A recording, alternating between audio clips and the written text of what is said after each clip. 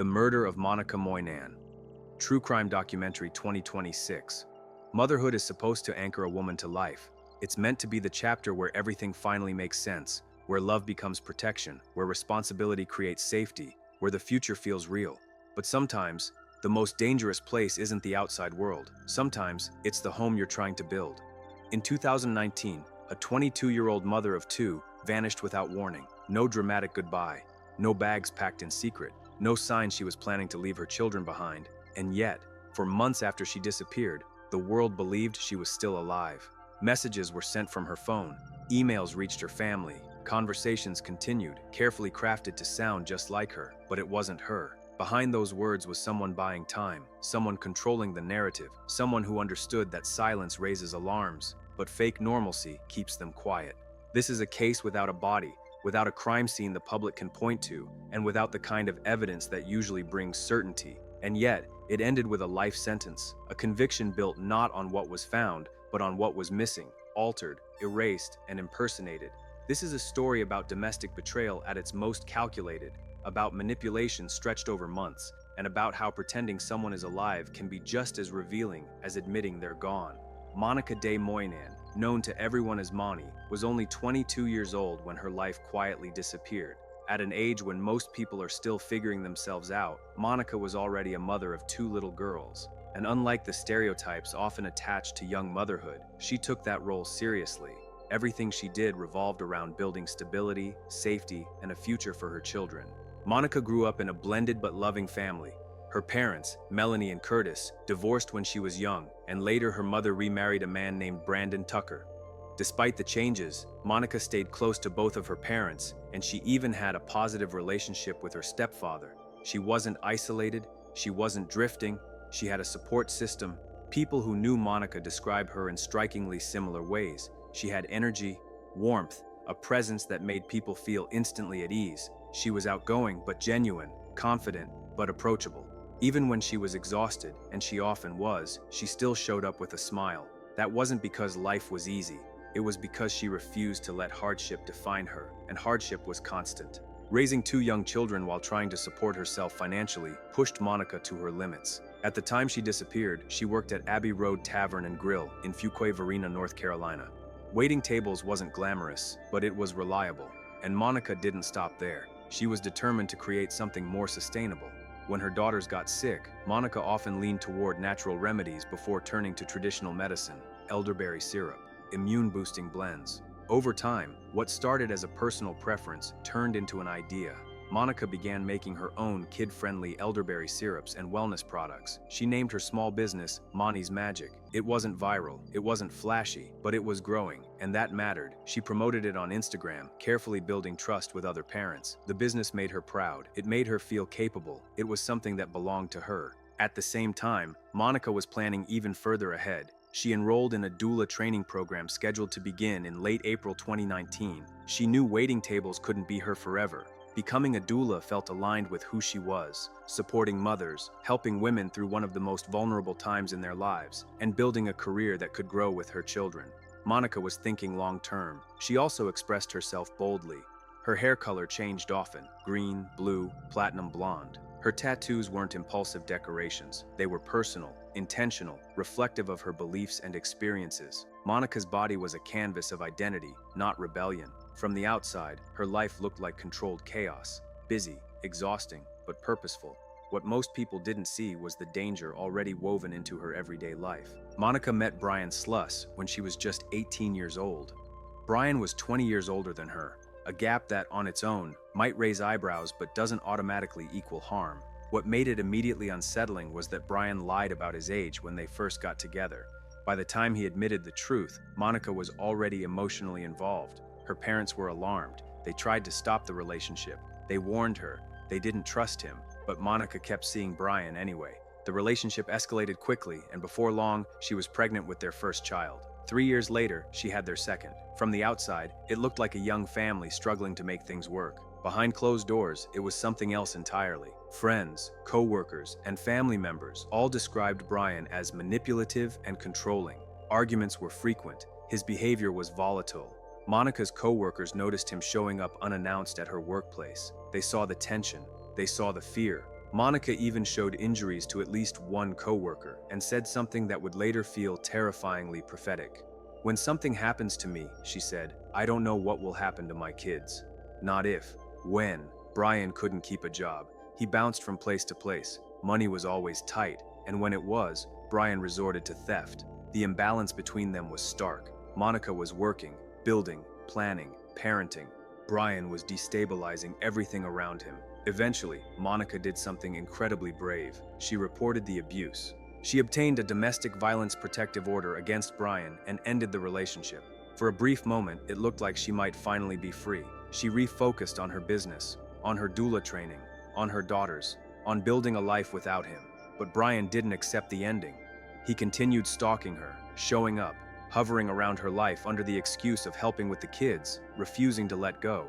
And then, sometime in the spring of 2019, Monica de Moynan vanished. No one would ever see her again.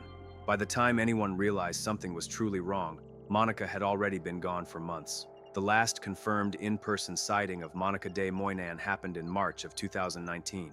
Her apartment manager saw her briefly, nothing unusual, nothing alarming. After that, Monica simply stopped appearing in the physical world. No visits, no casual drop-ins, no chance encounters. But here's what made her disappearance so dangerously easy to miss. Monica didn't immediately go silent. Texts kept coming. Emails were sent. Short explanations arrived whenever someone questioned why she hadn't been seen. And because Monica was a young mother juggling 2 kids, a job, and a growing side business, that distance didn't raise instant red flags. Being busy was normal for her. Canceling plans wasn't unusual. Going weeks without seeing family had happened before. Her mother, Melanie, tried to meet with her regularly. After March, Monica always had an excuse. She was overwhelmed. She was tired. She didn't have time. The messages sounded like her, familiar, reassuring, just enough to delay panic. At work, the same thing happened. Monica hadn't been seen at Abbey Road Tavern and Grill since March 17th, yet messages from her phone continued. She texted her boss and coworkers with explanations for why she couldn't come in. The flu, car trouble, personal issues. This went on for weeks. To the staff, it felt strange, but not impossible. Monica had always been dependable. Maybe she really was going through a rough stretch. No one suspected they were reading messages written by someone else. As spring turned into summer, concern began to sharpen. By July, neither Monica's family nor her apartment manager had physically seen her in months. That's when Melanie finally contacted police and reported her daughter missing.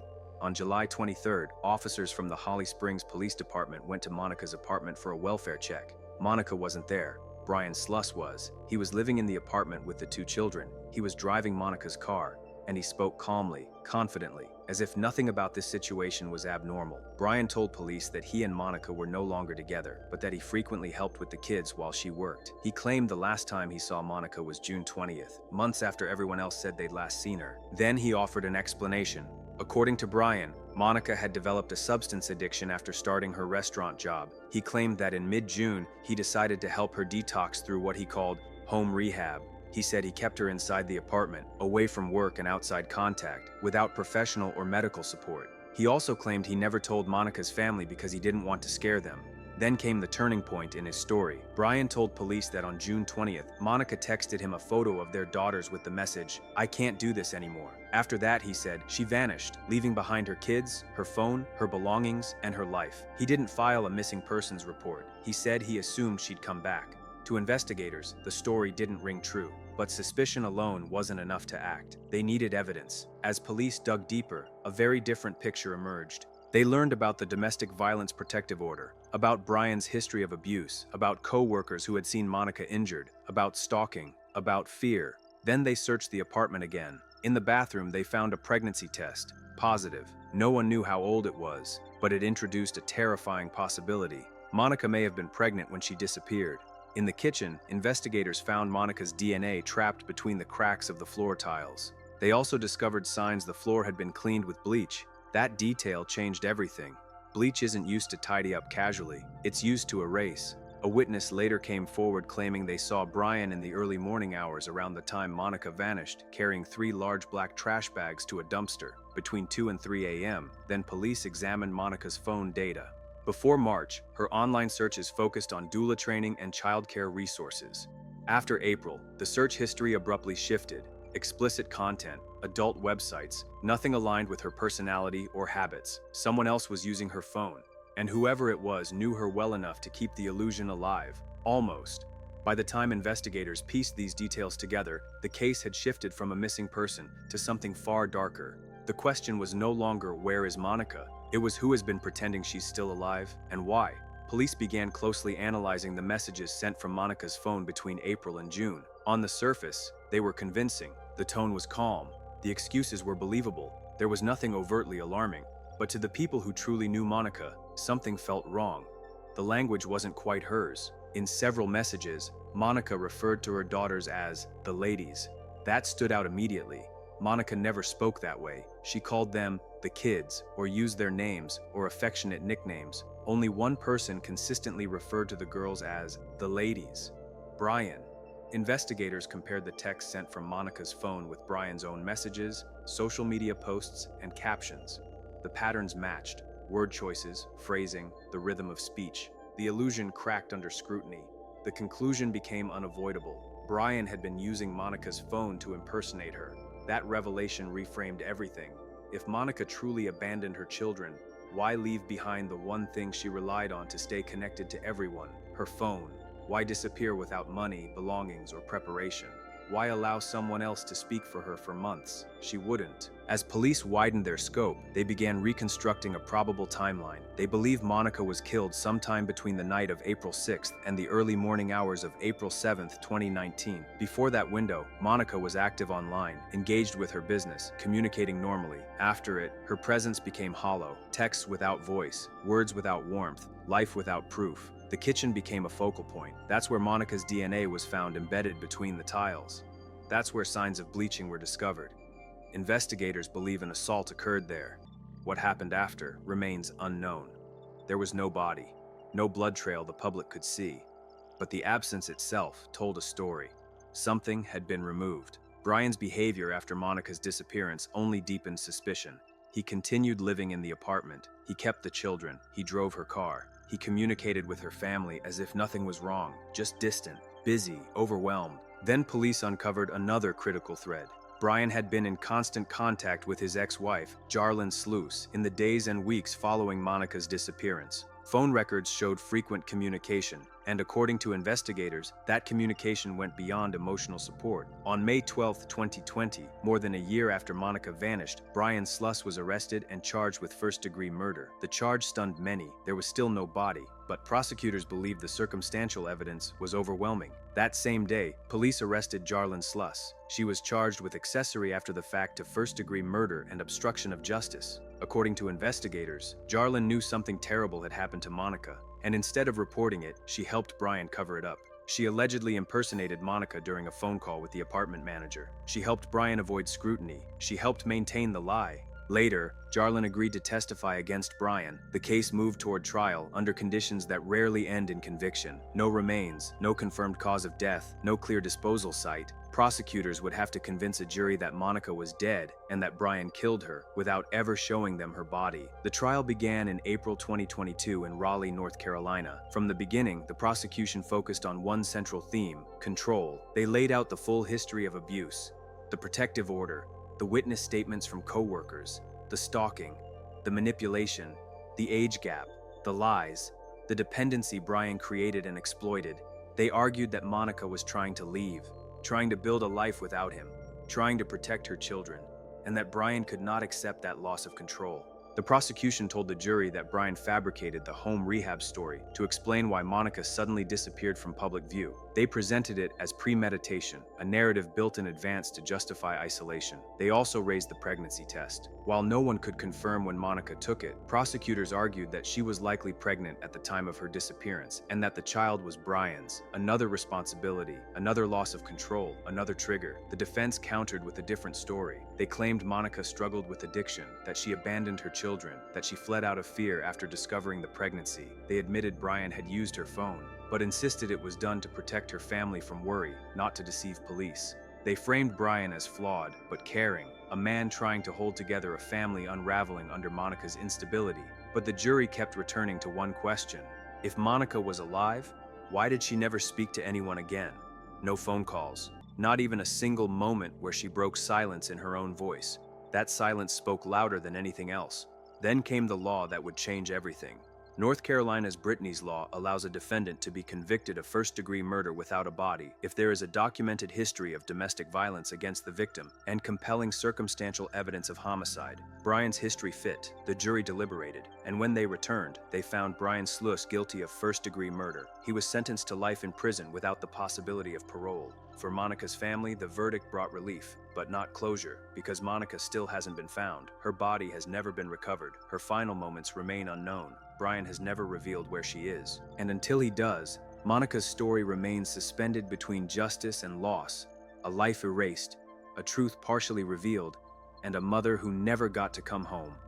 Even after the verdict was read and the courtroom slowly emptied, one unbearable truth remained unchanged. Monica de Moynan was still missing. There was no gravesite for her parents to visit, no final goodbye, no moment of closure where grief could finally settle into something survivable. Justice in this case arrived incomplete. A life sentence was handed down, but the most important question was still unanswered. Where is Monica? For her family, the conviction was both a relief and a fresh wound. Relief that Monica did not abandon her children, that she did not simply disappear, that she was taken.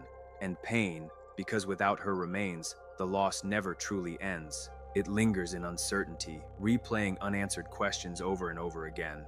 Investigators believe Monica's body was disposed of shortly after her death. The witness who reported seeing Brian carrying multiple black trash bags in the early morning hours remains one of the most haunting details in the case. What was inside those bags was never confirmed. Where they were taken has never been proven. Time erased the physical trail, leaving only fragments of behavior, digital footprints, and silence. That silence has become the loudest evidence of all. From the moment Monica vanished, she never used her voice again. No calls, no voicemails, no accidental slips. For months, she communicated only through typed words, carefully written, emotionally distant, designed to delay suspicion rather than build connection. For a woman who was known to be expressive, warm, and constantly engaged with her loved ones, that sudden absence of voice spoke volumes. Experts who followed the case have pointed out how rare convictions like this are. Murder trials without a body are notoriously difficult. Jurors are often hesitant. Doubt creeps in easily. But this case wasn't built on a single piece of evidence. It was built on a pattern, a documented history of abuse, a protective order, witnesses who saw injuries, digital behavior that abruptly changed, DNA where it shouldn't have been, cleaning agents used where no mess should exist, and a man who controlled the narrative for months while the real person he claimed to be protecting was never seen again. Taken together, it formed a picture that was impossible to ignore. One of the most chilling aspects of this case is how long the deception worked. For nearly 4 months, Brian successfully convinced people that Monica was simply busy, overwhelmed, unavailable. It wasn't an impulsive cover-up, it was sustained, deliberate, and calculated. Monica's daughters are now being raised without their mother. They were too young to understand what was happening when she vanished, and one day they will be old enough to learn the truth, not just about how their mother died, but about how hard she fought to build a better life for them. That part of the story is often lost. Monica wasn't just a victim, she was a builder, a young woman who worked multiple jobs, launched a small business, trained for a new career, and took motherhood seriously despite exhaustion and fear. She was trying to escape a dangerous relationship. She was trying to move forward. And that moment, when someone decides to leave, to break free, is statistically the most dangerous point in an abusive relationship. This case is a devastating example of that reality. Even now, years later, investigators believe there may still be information missing. Someone may know where Monica was taken. Someone may know what Brian did with her remains. Someone may have heard something that didn't make sense at the time, but does now. And yet, silence continues. Brian Sluss has never offered Monica's family the mercy of answers. He has never disclosed a location. He has never explained what happened after the kitchen. Whether out of spite, control, or self-preservation, he has chosen to let her family live in limbo. But the law spoke clearly. A body is not required for truth. Silence is not innocence. And pretending someone is alive does not mean they are. Monica de Moynan deserved safety. She deserved to raise her children. She deserved the future she was actively building. And while justice arrived without her return, her story now stands as a warning. and a testament, a warning about how abuse hides in plain sight, a warning about how control escalates when it begins to slip, and a reminder that even when someone tries to erase a person completely, patterns remain, evidence remains, truth remains. And if you're watching this right now, remember this: stories like Monica's only stay buried when people stop paying attention. Awareness matters, listening matters, and sharing these stories keeps pressure where it belongs, on the truth. If this case affected you, or if you believe stories like this deserve to be told carefully and honestly, take a moment to support that work. Like the video, share it with someone who needs to hear it, and subscribe for more deep dives into real cases where the truth refuses to stay hidden. Because some voices are taken too soon, but their stories don't have to be.